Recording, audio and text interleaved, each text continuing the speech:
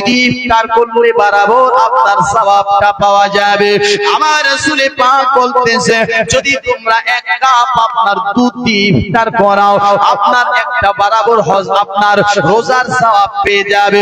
নবী গো আমরা দুধ এমন কোথায় পাবো? কিছু এমন সাহাবা আছে যার কাছে দুধ পর্যন্ত জুটে না, একটা খেজুরের আপনার দিয়ে তোমরা ইফতার করাও। নবী গো ইয়া রাসূল বেশি হয় না, রমজান আসলে এই গ্যাস্ট্রিকটা তার বেড়ে যায়। দেখবেন কিছু কিছু মানুষ শুরু করে দিয়েছে গ্যাস, গরুর গোশত প্রত্যেকদিন খায়, গরুর গোশত প্রত্যেকদিন খায়। তুমি আল্লাহকে রাজি করার জন্য রোজা রেখেছো, তোমার গ্যাস হবে? রোজা রাখলে মানুষের গ্যাস হয়? হ্যাঁ, আফসোস মুসলমান। কিন্তু ভাই সবাকে রোজা নসিব হয় না। এবার আমরা যদি আপনার রোজাটা পেয়ে যায়, সামনে বছরের রোজাটা পাবো কি পাবো না কোনো গ্যারান্টি আছে? কোনো গ্যারান্টি নাই। আর যেহেতু আমরা পাচ্ছি তো ভাই বাহানাবাজি করবেন না যে গ্যাস্ট্রিকের বেমারি, আমার পেটের বেমারি, আমার এটা হচ্ছে, আমার ওটা হচ্ছে। ব্রাদার বন্ধুগণ, এই বাহানা না করে আল্লাহকে রাজি করার জন্য ব্রাদার নিয়ত করে নেবেন। ব্রাদার এই নিয়ত করে আপনি রমজান মাসের রোজাটি রেখে দেবেন। ব্রাদার সেই লোকটা আপনার বলছে আমার গ্যাস পুরানা গ্যাস ছিল, আমি বলে যাচ্ছি ভাই আপনি আপনার ওই 30টি রোজা রেখে দেখুন আপনার কোনো গ্যাস থাকবে না, কোনো গ্যাস থাকবে না। আজ আপনি আমি বলছি রোজা রেখে গ্যাস হয়, রোজা রেখে গ্যাস হয় না। একটা মানুষ সারাদিন যখন আপনার না খেয়ে থাকে, না পান করে থাকে বেরাদার বন্ধুগণ ভাই, তখন ওই লোকটা আপনার বেরাদার সন্ধ্যা বেলায় ইফতারের সময় ও তৃষ্ণা বেশি কিসের থাকে? পানির তৃষ্ণাটা বেশি থাকে।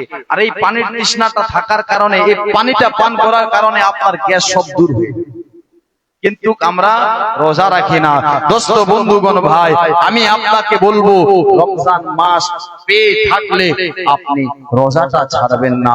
কেন বেরাদার, এই রমজান মাসের একটি রোজা ছেড়ে দেওয়া সারা জিন্দেগি ভর যদি আপনি রোজা রাখেন তো এই রমজান মাসের রোজাটার বরাবর হতে পারবে না। রমজান মাসের রোজাটা সমান হতে পারে না। আর বাবাজি রোজা যদি রাখেন, আমার আল্লাহ বলে বান্দা তুমি নামাজ পড়ো, আমি আল্লাহ তোকে জান্নাত দেব। জোরে বলো। তুমি রোজা আপনার, তুমি যাকাত দাও, আপনার আমি আল্লাহ তোমায় জান্নাত দেব। তুমি আপনার যাহা কিছু ভালো কাজ করবে আমি আল্লাহ জান্নাত দেব। নফসের সঙ্গে জিহাদ করবে আমি আল্লাহ আপনার জান্নাত দেব। তুমি গীবত থেকে বাঁচবে আমি জান্নাত দেব। তুমি আপনার গরিবের সঙ্গে ভালো ব্যবহার করবে, গরিবের মাদাত করবে, ইতিমের মাদাত করবে আমি আল্লাহ জান্নাত দেব। মা বাপের খেদমত সেবা করবে আমি আল্লাহ জান্নাত দেব। এ বান্দা শুনো, আর তুমি আপনার রোজা রাখবে, রোজা যার বদলা আমি আল্লাহ নিজে। আরে আমার বান্দা তুমি তো আপনার নামাজ পড়েছো, যাকাত দিয়েছো, তুমি জান্নাত পাবে। আর এই রমজান মাসের রোজা রাখলে জান্নাতওয়ালাকে পেয়ে যাবে। রমজান মাসে রোজা রাখলে জান্নাতওয়ালাকে পেয়ে যাবে। মুসলমান ভাই এবার বলেন তো আপনার বাবাজি, আপনার জান্নাতের দাম বেশি হবে না জান্নাতওয়ালাকে পেলে দাম বেশি হবে? ভালো কোনটা হবে? যদি আমরা ভাই জান্নাত পেয়ে জান্নাত পাই তো জান্নাতে পেলাম। আর আপনার বাবাজি যদি আমরা জান্নাতে ওয়ালাকে পেয়ে যাই আর আমাদের কোনো টেনশন নাই। কেন? জান্নাত ওয়ালাকে পেলে জান্নাতটা তো তোমারই হবে। মুসলমান, তোমার মন যেখানে যেতে পারবে। ও বাবাজিরা, ও মুসলমানেরা, এই জন্য আপনাকে বলি নামাজ ছাড়বেন না, নামাজ ছাড়বেন না বারাদার। কেন নামাজ ছেড়ে আপনার এই রোজার মাসে রোজা ছেড়ে দেওয়া আপনার অনেক বড় গুনার কাজ করা। বারাদার বন্ধুগণ, তারাবির নামাজ আপনার এই নামাজটিও ছাড়বেন না। কেন জানেন?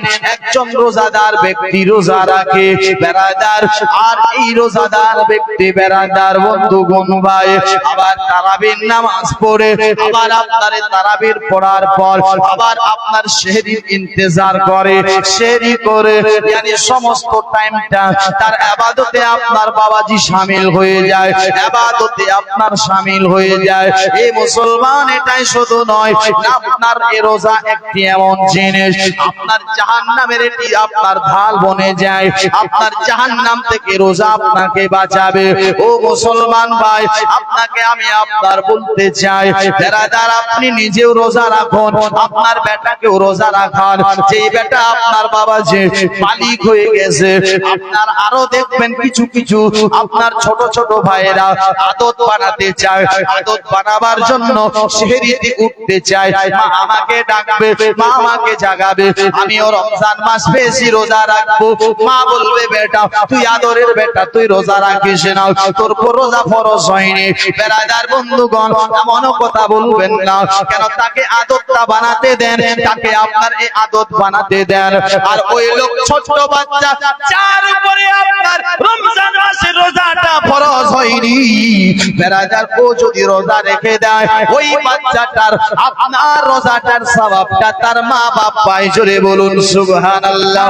ও মুসলমান, এটাই শুধু নয়, রোজাকে ছেড়ে দেওয়া অনেক বড় গুনাহ করা। একটা যদি রোজা কেউ ছেড়ে দেয় আপনার 60টা মিসকিনকে ভাত খাওয়াতে হবে, আপনার 60টা রোজা দিতে হবে, তারপরও আপনার সমান হবে না, তারপরও সেটার বরাবর হবে না। বেরাদার বন্ধুগণ ভাই, তো আপনাকে বলি আপনি আমি তো একটা রোজা রাখতে পারিনি, তো 60টা কেমন করে রাখবো? মুসলমান, যেহেতু এই 60টা রোজা রাখতে পারবো না, তো কমসে কম দয়া করে ওই রমজান মাসে রোজাটা ছাড়বেন না। সুবহানাল্লাহ, রমজান মাসে রোজাটা ছাড়িও না। ভাই, এই জীবন কয়দিনে? জীবন এই দুনিয়া আপনার কয়দিনে? আজ আছে কাল না।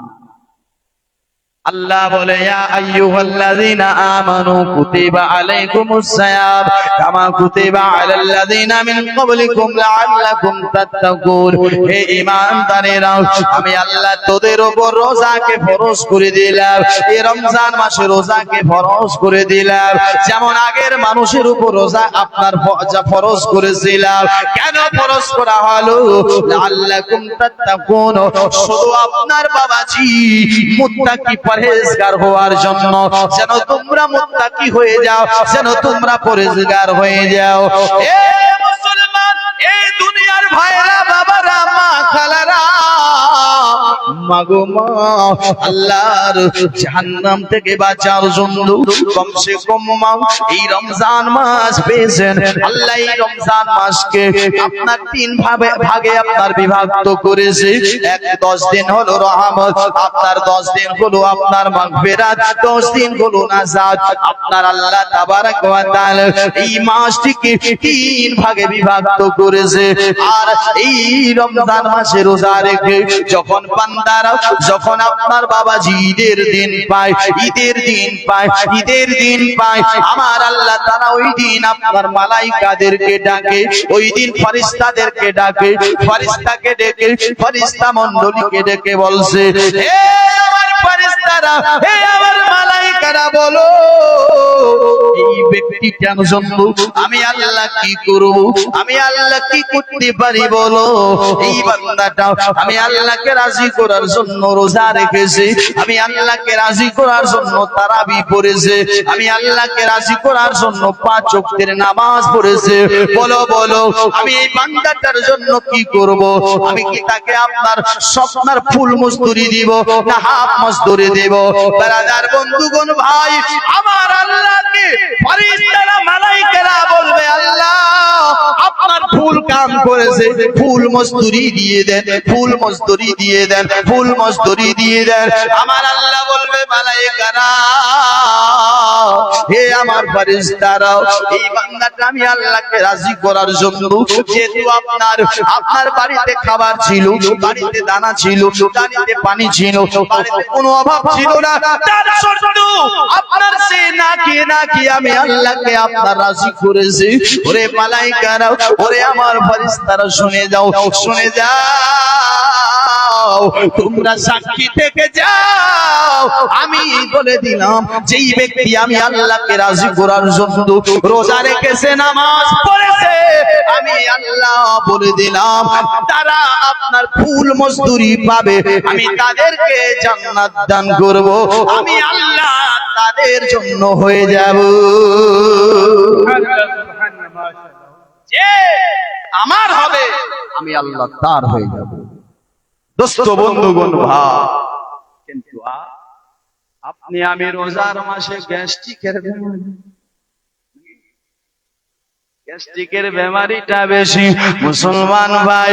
আরেকটা কথা বলে যাই, এই রমজান মাসে আপনি রোজা রাখুন, আবার আপনার যারা রোজাদার যারা ইফতার করতে পারে না তাদেরকে ইফতার করান, তাদেরকে ইফতার কোরআন আপনি ইফতার করাবেন। মুসলমান ও রোজা রেখে যতটা সওয়াব পায় তুমিও ততটা পাবে। জোরে বল, তুমিও ততটা পাবে। মুসলমান ভাইরা এবার দেখেন আমার রাসূল পাক বলে যে তোমরা ইফতার করাও, ইফতার করালে যতটা পাবে তুমিও ততটা পাবে। রোজাদার ব্যক্তির যদি খিদমত করতে পারো, রোজাদার ব্যক্তির যদি সেবা আপনার যত্ন করতে পারো, ও মুসলমান তখনকার জামানায় তো আপনার বাবাজি খাওয়া দাওয়া ছিল না। সাহাবারা বলেছিলেন নবী গো ইয়া রাসূলুল্লাহ, আমাদের মধ্যে এমন গরীব সাহাবী আপনার রয়েছে যারা আপনার খেতে পায় না, যারা আপনার খেতে পায় না, তাহলে নবী গো আপনার কি দিয়ে ইফতার করানো হবে, কি দিয়ে ইফতার করলে বাড়াবো আপনার সওয়াবটা পাওয়া যাবে। আমার রাসূল পাক বলতেছে যদি তোমরা এক কাপ আপনার দুধ দিয়ে ইফতার করাও, আপনার একটা বরাবর হজ আপনার রোজার সওয়াব পেয়ে যাবে। নবী গো আমরা দুধ এমন কোথায় পাবো? কিছু এমন সাহাবা আছে যার কাছে দুধ পর্যন্ত জুটে না, একটা খেজুরের আপনার দিয়ে তোমরা ইফতার করাও। নবী গো ইয়া রাসূলুল্লাহ আপনার খেজুর দেব, খেজুরেরও আপনার কারো কাছে নাই, কেউ আপনার খেজুরটাও পায় না। নবী কেমন করে ইফতার করালে আপনার নবী গো ও ইয়া রাসূলুল্লাহ সেই সওয়াবটা পাবো। আমার রাসূল পাক বলতেছেন কি জানো, তোমরা কমসে কম এক গ্লাস পানি দিয়ে ইফতার করাও, সেই সওয়াবটা পাবো, পেয়ে যাবে। এ মুসলমান আমার রাসূল পাকের সাহাবারা শুধু জানতে চায়, আমরা তো শুধু আলিমুল উমার গীবত করতে জানি কিন্তু ভাই জানতে চাই না। কিন্তু দেখেন সাহাবারা বলছেন নবী গো ইফতারটা কোথায় করাবো? আপনার যেখানে আপনার পানির ইন্তজাম হবে সেই জায়গাতে করালে সওয়াবটা পাওয়া যাবে না, আপনার যেখানে পানি আপনার থাকবে না সেখানে। ও মুসলমানেরা আমার রাসূল পাক বলতেছেন সাহাবীরা শোনো, রোজাদার ব্যক্তিটা যদি একটা নহরের মাঝখানে থাকে আর ওখান থেকে উঠিয়ে যদি তুমি এক গ্লাস পানি পান করাতে পারো, রোজাদারের সমান তুমি বরাবর সেই সওয়াবটা পেয়ে যাবে।